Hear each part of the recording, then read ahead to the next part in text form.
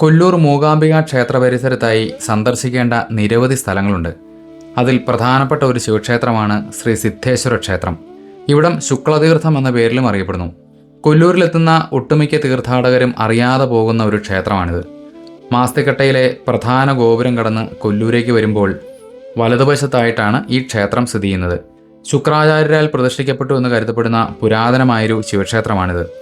കാടിൻ്റെ പശ്ചാത്തലത്തിൽ ചുറ്റമ്പലത്തോടു കൂടിയ ഒരു കൊച്ചു ക്ഷേത്രം. ശ്രീകോവിലിന് മുൻപിലായി പവിത്രമായ ഒരു തീർത്ഥകുളമുണ്ട്. ഇതാണ് ശുക്ലതീർത്ഥം. ഈ തീർത്ഥം പാതാളലോകത്തു നിന്നും ഉറവെടുത്തതാണെന്നും ഇതിലെ തീർത്ഥത്തിന് വളരെയധികം പ്രാധാന്യമുണ്ടെന്നുമൊക്കെയാണ് ഇവിടുത്തെ ഐതിഹ്യം. അസുരഗുരുവായ ശുക്രാചാര്യർ ശിവപ്രീതിക്കായി തപസ് ചെയ്ത സ്ഥലമാണിതെന്നും വിശ്വസിക്കപ്പെടുന്നു. ഈ ജലാശയത്തിലുണ്ടായിരുന്ന ശിവലിംഗമാണത്രേ ശുക്രാചാര്യർ ഇവിടെ പ്രതിഷ്ഠിച്ചത്. സിദ്ധന്മാരും ഋഷിമാരുമൊക്കെ തപസ് ചെയ്തിരുന്ന പുണ്യഭൂമിയാണിവിടം. ഇതൊരു സിദ്ധിക്ഷേത്രമായിട്ടാണ് കരുതപ്പെടുന്നതും. ദേവിയുടെ മഹിഷാസുരവധവുമായി ബന്ധപ്പെട്ട ഒരു ഐതിഹ്യമാണ് ഈ തീർത്ഥത്തിനുള്ളത്.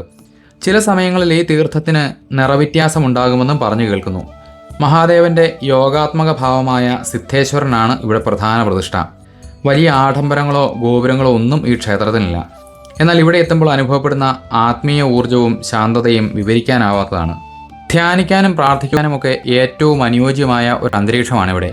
കൊല്ലൂർ മൂകാംബിക ക്ഷേത്രത്തിന്റെ പ്രധാന ഉപക്ഷേത്രങ്ങളിലൊന്നായ ഈ ക്ഷേത്രത്തിന്റെ ഭരണകാര്യങ്ങൾ നിർവഹിക്കുന്നത് മൂകാംബിക ക്ഷേത്ര ഭരണസമിതി നേരിട്ടാണ്.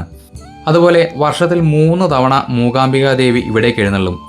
വിജയദശമിക്കും രാമനവമിക്കും ശ്രീകൃഷ്ണ ജന്മാഷ്ടമി കഴിഞ്ഞ് പിറ്റേന്നും.